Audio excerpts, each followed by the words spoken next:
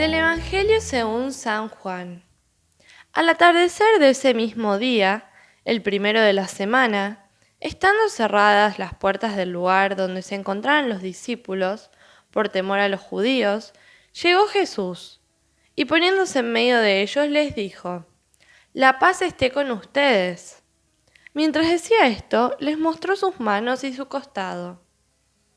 Los discípulos se llenaron de alegría cuando vieron al Señor. Jesús les dijo de nuevo: «La paz esté con ustedes. Como el Padre me envió a mí, yo también los envío a ustedes». Al decirles esto, sopló sobre ellos y añadió: «Reciban el Espíritu Santo. Los pecados serán perdonados a los que ustedes se los perdonen, y serán retenidos a los que ustedes se los retengan». Tomás, uno de los 12, de sobrenombre el Mellizo, no estaba con ellos cuando llegó Jesús. Los otros discípulos le dijeron: «Hemos visto al Señor». Él les respondió: «Si no veo la marca de los clavos en sus manos, si no pongo el dedo en el lugar de los clavos y la mano en su costado, no lo creeré». 8 días más tarde, estaban de nuevo los discípulos reunidos en la casa y estaba con ellos Tomás. Entonces apareció Jesús. Estando cerradas las puertas, se puso en medio de ellos y les dijo: «La paz esté con ustedes». Luego dijo a Tomás: «Trae aquí tu dedo. Aquí están mis manos. Acerca tu mano. Métela en mi costado. En adelante no seas incrédulo, sino hombre de fe». Tomás respondió: «Señor mío y Dios mío».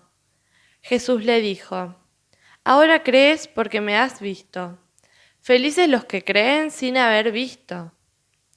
Jesús realizó además muchos otros signos en presencia de sus discípulos, que no se encuentran relatados en este libro. Estos han sido escritos para que ustedes crean que Jesús es el Mesías, el Hijo de Dios, y creyendo tengan vida en su nombre. Hola amigos y amigas, estamos en este segundo domingo de Pascua, domingo también llamado de la Divina Misericordia, instituido por el Papa Juan Pablo II. Pero también este domingo es llamado el Domingo in Albis, antiguamente así se lo llamaba. Los recién bautizados, los neófitos, durante la semana de la octava utilizaban el alba, esta vestidura blanca, que luego era depuesta justamente la noche anterior a este domingo y por lo tanto este domingo llevó ese nombre, Domingo in Albis. El pasaje de hoy está dividido en dos partes. En la primera parte Jesús dona su espíritu a sus discípulos para poder vencer las fuerzas del mal y en la segunda parte se narra este famoso episodio de Tomás. El texto comienza diciendo que estando cerradas las puertas del lugar donde se encontraban los discípulos, Jesús se hace presente. Las puertas estaban cerradas por miedo. ¿Miedo a qué? Miedo a las autoridades, porque la orden de captura no era solo para Jesús, era también para el grupo de los seguidores de Jesús. Esto nos lleva a pensar, ¿qué iglesia somos nosotros? ¿Una iglesia de puertas abiertas o una iglesia de puertas cerradas? ¿Qué ocurre con los miedos en la comunidad cristiana? Muchas veces podemos ser una iglesia llena de miedos y lo hemos sido históricamente.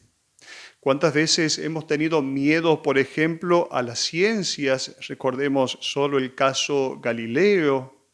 Miedo al evolucionismo, miedo a los descubrimientos arqueológicos que pueden traer cuestionamientos a la revelación bíblica. Miedos también a los nuevos aportes que puede hacer la historia, la literatura, en la interpretación bíblica. Bien sabemos que el miedo paraliza. Es cierto que decimos que el miedo sirve para algo, que el miedo nos pone en alerta, el miedo no es tonto, decimos. Sin embargo, el miedo muchas veces en la iglesia nos ha paralizado y nos ha encerrado como iglesia. Y por eso tendremos que preguntarnos qué iglesia somos, no sea cosa que seamos una iglesia de puertas cerradas. Estando allí los discípulos, Jesús llega y se pone en medio de ellos. No se trata entonces de una aparición, sino que se trata de un encuentro donde Jesús se hace presente. Es una manifestación de Jesús, no es una aparición. El Jesús de Nazaret que ha caminado por la tierra de Palestina es el mismo Jesús resucitado, es el mismo, pero no es lo mismo, no está de la misma manera. Hoy se hace presente de un modo absolutamente diverso, es la presencia del resucitado, de tal modo que si los discípulos hubieran querido sacarse una selfie con Jesús, Jesús no habría salido en la selfie. No se trata entonces de una aparición, se trata de una manifestación, de una nueva presencia de Jesús. Jesús se pone en medio, dice el texto, no se pone ni arriba ni abajo. Se pone en el medio justamente porque marca un hecho. Todos tenemos la misma relación con Él.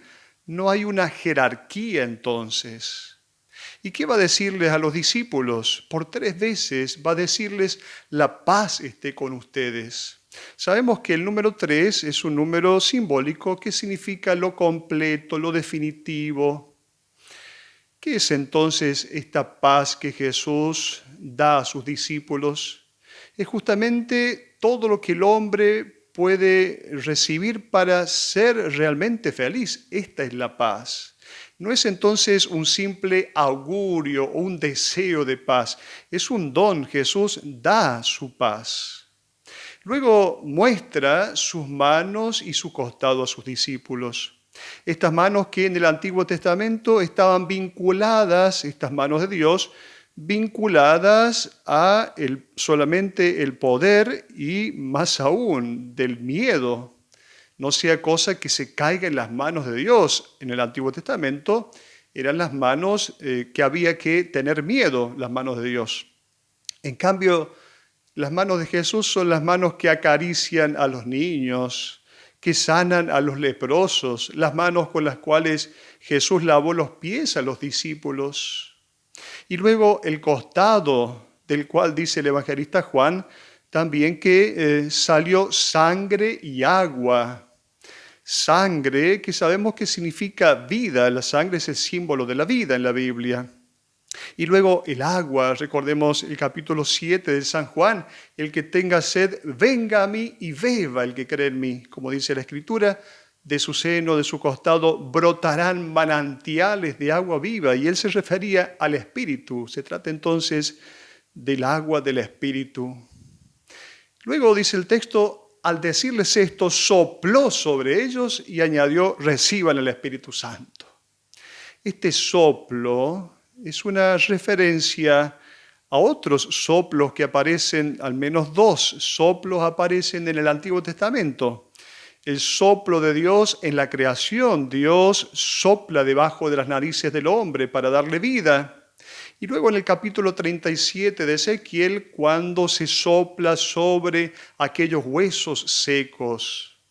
Por lo tanto, el significado de este soplo es la posibilidad de la creación de un hombre nuevo.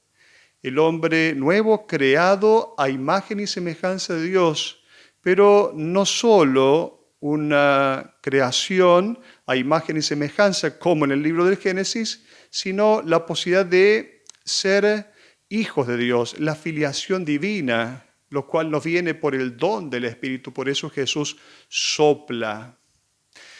¿Qué sucede con los discípulos? Los discípulos se llenaron de alegría cuando vieron al Señor. ¿Por qué se llenaron de alegría? Porque pudieron verificar que la vida donada, la vida de Jesús, que fue una vida donada, no es una vida perdida, sino que permanece eternamente en el mundo de Dios. Y ese es el motivo de mayor alegría. Pensemos cuántas vidas donadas en favor de los hermanos no son vidas perdidas, no son historias perdidas, son historias ganadas ante los ojos de Dios. Luego, los pecados serán perdonados a los que ustedes se los perdonen y serán retenidos a los que ustedes se los retengan. En realidad, aquí el verbo griego, perdonar, significa remover, eliminar para siempre. El Concilio de Trento ha dicho que Jesús instituyó el sacramento de la penitencia basándose sobre este texto. Ciertamente el sacramento de la penitencia tiene muchísima riqueza, nos alcanza la misericordia de Dios, podemos celebrar la misericordia de Dios en este sacramento, pero la interpretación de este texto es mucho más amplia. Los discípulos tienen como compromiso hacer desaparecer para siempre el mundo de la injusticia, el mundo viejo. Es una gran responsabilidad de toda la comunidad cristiana, no solo de quienes tienen a cargo la tarea de coordinar los carismas, los presbíteros, diáconos, obispos, toda la comunidad cristiana. En Juan, los discípulos no solo son personas, sino personajes. Y entonces sobre cada uno de ellos recae alguna característica que con frecuencia, generalmente Juan destaca. Por ejemplo, Pedro es el cabeza dura, los dos hijos de Zebedeo son los fanáticos. ¿Y Tomás quién es? Tomás es el gemelo de cada uno de nosotros, aquel que se parece a cada uno de nosotros. Aquel que en la comunidad cristiana más de una vez le sucede que va y viene, va y viene. Y aquí aparece entonces Tomás. Tomás, uno de los 12, llamado el mellizo, no estaba con ellos cuando llegó Jesús, dice el texto. Tomás, entonces, representa a aquel cristiano que vive ciertas desilusiones.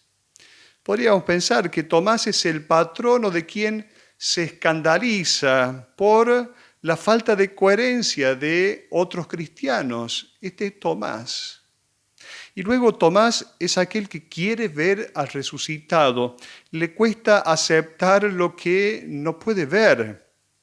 Es que la resurrección es un hecho real, pero no es un hecho científicamente verificable. Por eso Tomás es el mellizo de cada uno de nosotros.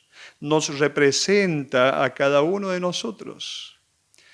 Hay un hermoso escrito de Carlo Carretto que habla justamente de esta situación de Tomás, que es la situación de cuántos cristianos que viven esta situación de desilusión.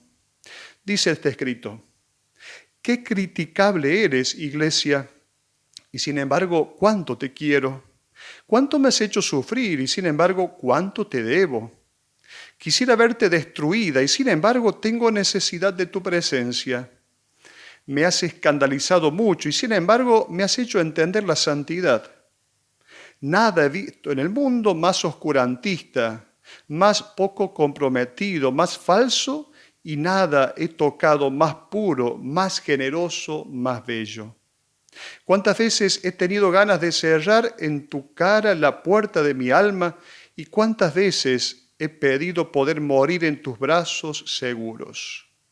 No puedo librarme de ti porque soy tú, aún no siendo completamente tú. Y después, ¿a dónde iría? ¿A construir otra?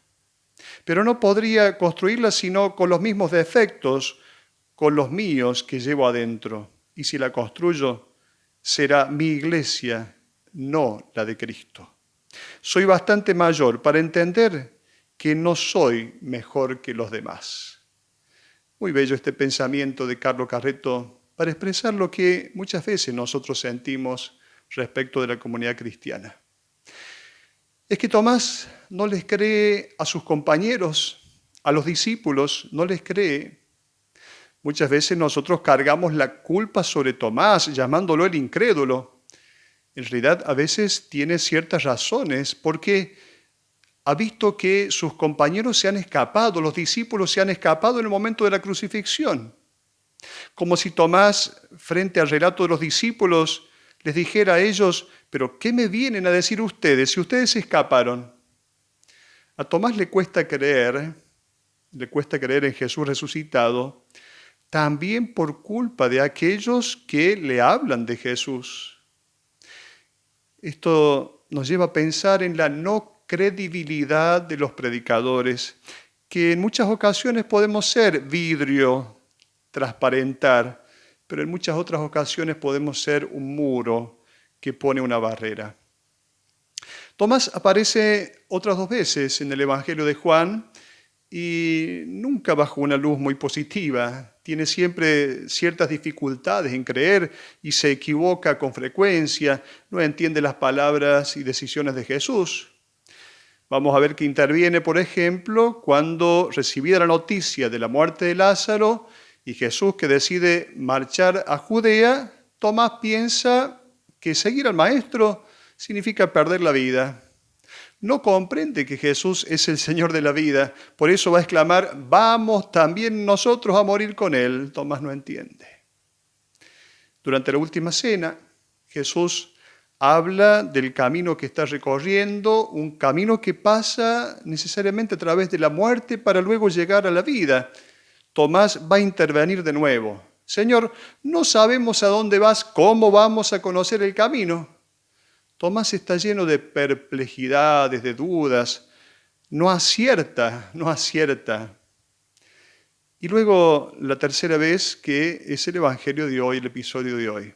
Parece que el escritor del Evangelio de Juan se divirtiera un poco en menospreciar la figura de Tomás. Al final, sin embargo, le hace justicia a Tomás. Pone en su boca esta expresión, Señor mío y Dios mío. La expresión más alta, más sublime de todas las profesiones de fe. En sus palabras nos viene dada entonces la conclusión del itinerario espiritual de un discípulo de Jesús, también nuestro itinerario espiritual. Y en un momento Jesús llega y le dice a Tomás, trae aquí tu dedo, aquí están mis manos, acerca tu mano, métela en mi costado. Y pareciera que Jesús lo está reprendiendo a Tomás. No se trata de que Jesús lo reprende a Tomás. En el contacto con las huellas de la crucifixión, que no son otras que las huellas del amor, Tomás puede hacer la experiencia de ver en Jesús al mismo Dios. Por eso, Señor mío y Dios mío. Aquí hay una actitud creyente, por lo tanto no hacemos justicia con Tomás y lo llamamos el incrédulo. También en el Evangelio aparece alguien que le llama a Jesús Dios, Hijo de Dios, el centurión romano, cuando ve que Jesús muere, verdaderamente este hombre era Hijo de Dios. A Tomás le cuesta creer, pero finalmente permanece en la comunidad. Es que la ausencia o la huida no son nunca la solución. La ausencia o la huida de la comunidad no son la solución. Es necesario muchas veces quedarse para transformar. Y justamente en la comunidad reunida Jesús se hace presente. En el momento de la Eucaristía es el momento en el cual Jesús se manifiesta vivo a sus discípulos. Quien no asiste a estos encuentros dominicales como Tomás no puede tener la experiencia del resucitado, no puede oír su saludo, no puede escuchar su palabra, no puede recibir su perdón, su paz, experimentar su alegría, recibir su espíritu. No estamos diciendo que las personas que no participan de la Eucaristía Dominical sean malas personas, no, simplemente esto. Quien se queda en casa el día del Señor, el día domingo, quizá para rezar solo o con más tranquilidad, podrá sí haber establecido un contacto con Dios, pero no podrá hacer la experiencia de la presencia del resucitado, porque este resucitado se hace presente ahí donde la comunidad está reunida. Y quizá hoy podamos vincularnos a la comunidad reunida a través de las redes sociales.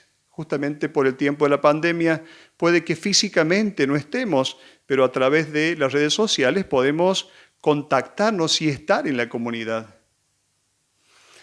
Contrariamente a cuanto se nos presenta en las pinturas de los artistas, Tomás finalmente no introdujo la mano en las heridas del Señor. Según el texto del Evangelio, no parece que haya tocado a Jesús. Tomás, por consiguiente, pudo pronunciar su profesión de fe solamente después de haber escuchado la voz del resucitado, estando reunido con los hermanos y hermanas de la comunidad. Y la posibilidad de hacer esta experiencia del resucitado se ofrece a todos nosotros, a todos los cristianos, cada 8 días, todos los domingos. Hasta la próxima.